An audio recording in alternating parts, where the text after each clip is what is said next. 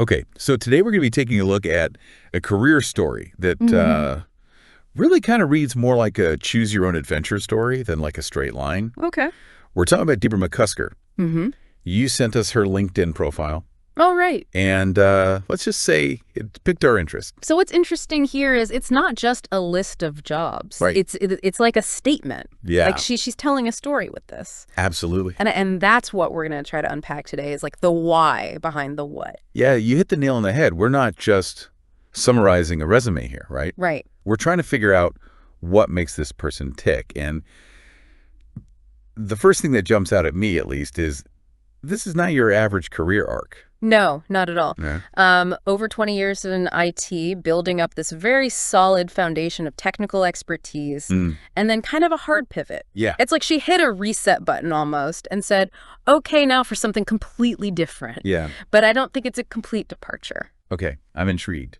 Break it down for me. So if you look at how she describes it on her LinkedIn, Okay. she talks about it as answering a call to the field of education. Right. Not just, I am switching careers, I'm changing jobs, but like she felt some sort of pull to this. It's like she found her passion, but only after exploring a whole other world first. And maybe those years in IT weren't just about the technology. Maybe they were about honing skills, like you were saying, building that foundation. Yeah. Learning how to think strategically. Right. Problem solve. Right. All those things that you can really apply to any job in any industry. Exactly. It's about connecting those dots. And like you said, what better place to apply those things than education? Right. When you're shaping young minds. And speaking of adventures, can we talk about this NSA DHS designation? Oh, yeah. That Debra helped Alamance Community College achieve?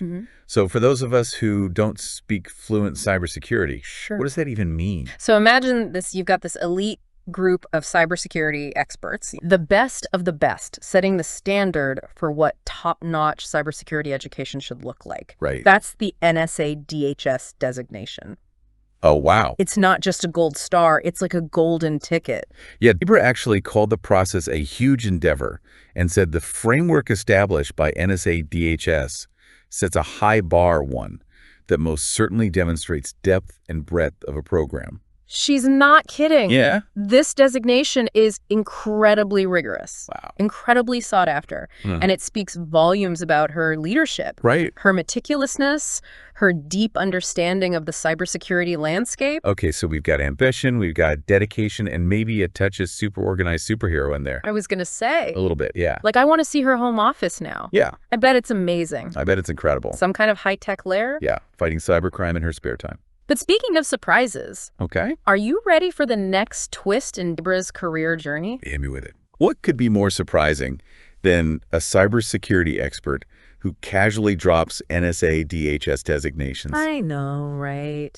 Like they're going out of style. Like it's nothing. I know, it's incredible. How about this? For a period of time, Debra was also an NRA certified instructor. Whoa, hold the phone. Yeah. NRA as in firearms. As in firearms. Talk about a plot twist. That one was not on my bingo card. I know, right? What do you make of that? It's like finding a hidden room in a house you thought you knew, like inside and out. Yeah. But this is what I love about these deep dives. Yeah.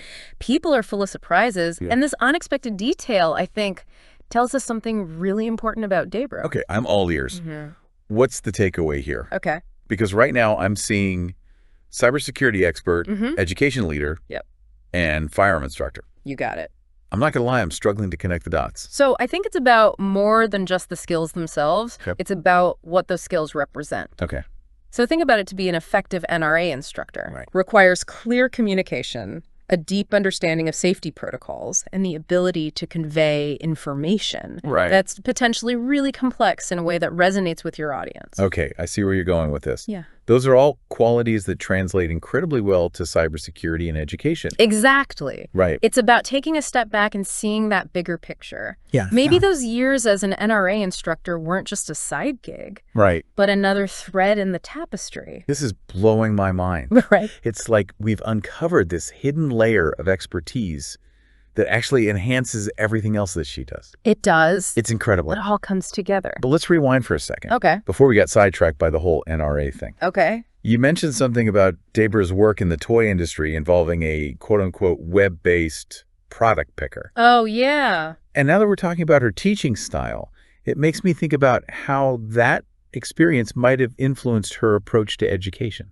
That's a great point. Because remember, this was the late 90s, early 2000s. Right. Building a quote-unquote product picker back then meant grappling with pretty new technology like HTML, Perl. Oh, wow. And we're not just talking dabbling here. We're Right. talking creating a functional e-commerce solution, likely with deadlines, Right. budget constraints. So she was a tech trailblazer even back then. Oh, yeah. Wow. Absolutely. And don't forget, this was for a toy company. Right. So not only did she have to wrangle the technology, Sure. she had to tap into a different kind of thinking. Totally. Understanding what makes kids tick, what sparks their imagination. Talk about a crash course in engagement. Right. And her LinkedIn profile also mentions something about wordsmithing ad copy. Oh, that's right. For that toy company. Yeah. Because like she's always been drawn to that creative side of things, Mm-hmm. finding ways to make even technical concepts more interesting, more engaging. And that's key in cybersecurity education. It's not just about teaching technical jargon. It's about bringing those concepts to life, making them relatable, engaging for students from all different backgrounds. It's like she's taking a page from her own playbook, Exactly. using the lessons she learned in the toy industry to inspire the next generation of cybersecurity professionals. 100%. And speaking of inspiration, her LinkedIn contributions sections offers some really fascinating insights, I think, into her core values. Okay. She consistently emphasizes clear communication, strategic thinking, understanding the why behind problems. Yeah. These aren't just technical skills. Right. These are life skills that she actively promotes. It's like she's saying, hey, if you can understand why this matters, if you can communicate it clearly, you can solve any problem. Exactly. And that's incredibly powerful, especially in a field like cybersecurity where the stakes are so high. Right. But here's the thing. Yeah. Those values that she emphasizes, they're not just empty words. Remember that huge endeavor we talked about, the NSA DHS designation? Right. That's a testament to her commitment to actually putting those values into action. It's like she took that challenge and said, I'm not just going to meet the bar. Right. I'm going to raise it. Exactly. She wasn't satisfied with just teaching cybersecurity. She wanted to create a program that was nationally recognized that would give her students a competitive edge. And that's what makes her such an effective leader, in my opinion. Right. It's not just about having the knowledge and the skills yourself. It's about empowering others to develop their own. Absolutely. And that's a consistent theme throughout Debra's career, isn't it? It really is. Yeah. From mentoring colleagues in IT to guiding students in the classroom, she's always focused on helping others reach their full potential. You know, we've covered so much ground with Debra's career journey, and it's got me thinking, what's the takeaway here? Yeah. If we were to distill her story down to its essence, what's the message?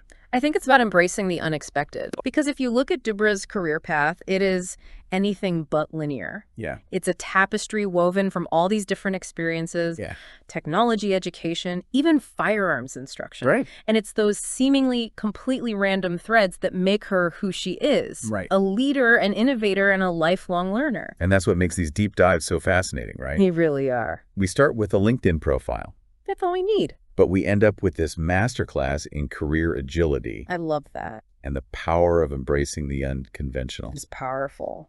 Debra's story reminds us that sometimes the most rewarding paths are the ones we least expect. Absolutely. And it's a reminder that learning doesn't stop when you leave the classroom. It doesn't. In fact, it's often the experiences we have outside of our comfort zones that teach us the most valuable lessons. So to all of you listening, here's a final thought to ponder. Okay. What unconventional paths have you taken in your own lives? Ooh, I like that. And how have those experiences shaped who you are today? Because who knows, maybe those unexpected detours are leading you to a destination even more incredible than you could have imagined. And that's a wrap on another deep dive. Another one in the books. Until next time.